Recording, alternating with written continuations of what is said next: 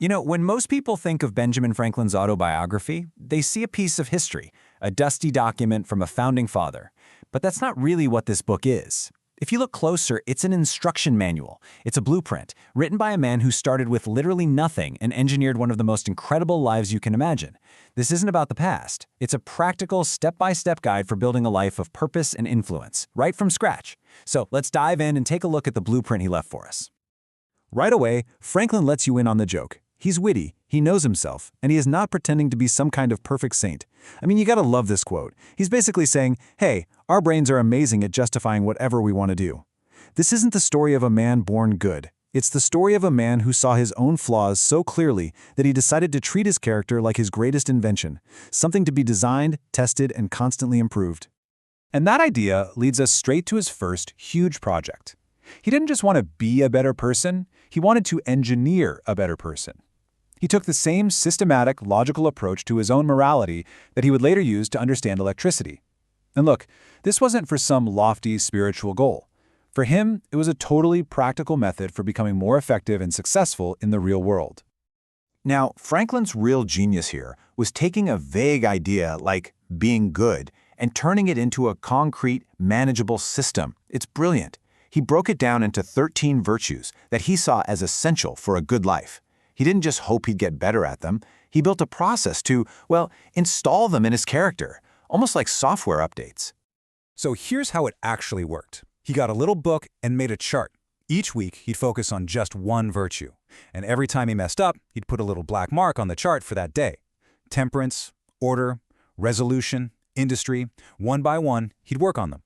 You realize this is basically the world's first habit tracking app, just with pen and paper.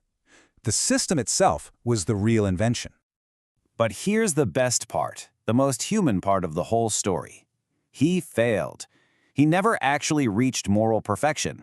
In fact, he admits he was just awful at the virtue of order his whole life. But what he realized was that the attempt was the real victory. The goal wasn't to become perfect. The value was in the disciplined effort of trying, because that process alone made him a better and a happier person. Okay, so once he'd installed this new internal operating system, Franklin turned his focus to the outside world. And his career, well, it's the ultimate startup story, and it was powered directly by those virtues he was working on every single day. Just look at this timeline for a second. It's an unbelievably fast rise. He shows up in Philadelphia as a teenage runaway with no money, literally walking down the street eating a big puffy roll. 25 years later, he's so successful he can retire a wealthy man to focus on science and public service. This was not luck. He knew his reputation was everything. He made a point to work late so people would see the candlelight in his shop.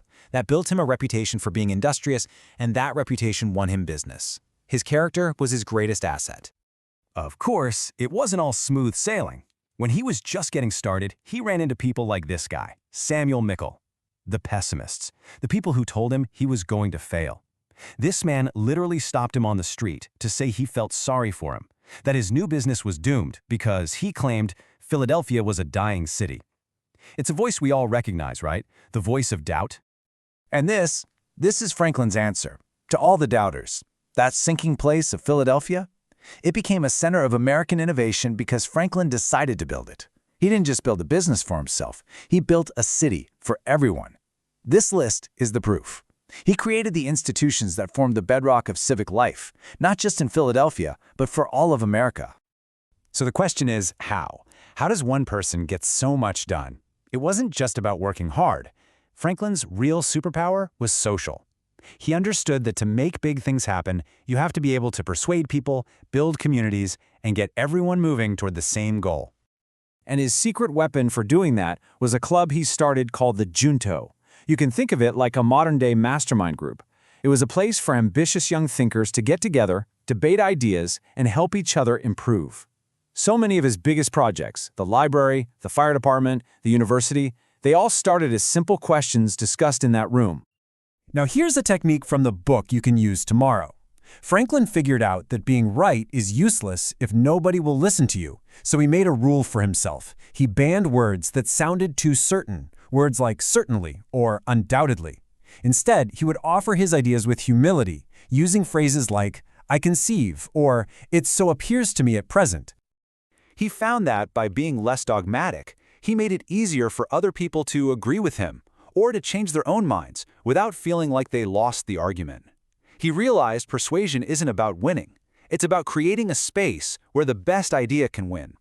It's pretty amazing. He thought he was a bad public speaker, but he said this one simple habit was the key to his influence.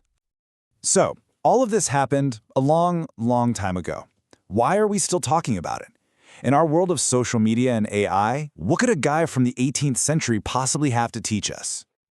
Well, the power of this book, the reason it lasts, comes down to this one truly revolutionary idea, that you are not fixed.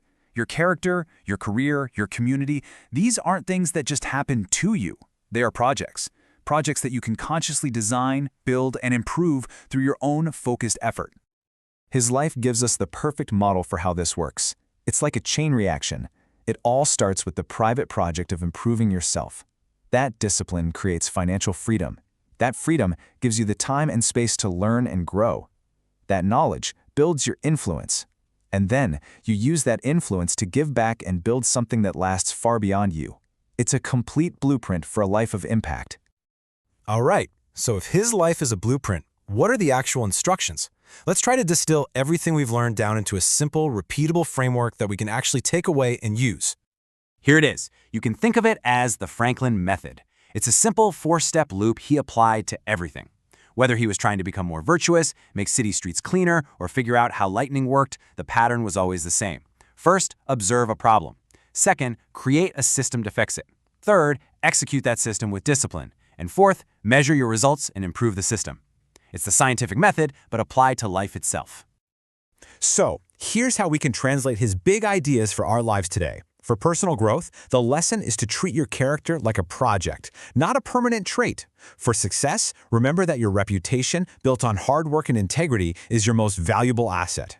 And for influence, the key is to persuade with humble questions, not forceful statements. It's about finding the truth, not winning the argument. This is one of my favorite lines from his Poor Richard's Almanac. What he's saying is, look, life will teach you lessons the hard way, and it's an expensive education. A wise person learns from the experiences of others. And that's really what his autobiography is, an invitation to learn from his life, to get the wisdom without having to pay the full, painful price yourself. When you boil it all down, Franklin's entire life and work really leave us with one deep, unavoidable question. Think about all the things you build in your life, your career, your family, your home. What is the one project that underpins everything else? And that's his final answer, the one he never states but proves on every single page. The entire book is a testament to this simple, powerful truth. Because everything else you ever hope to do or create in this world rests entirely on the foundation of the person you have built yourself to be.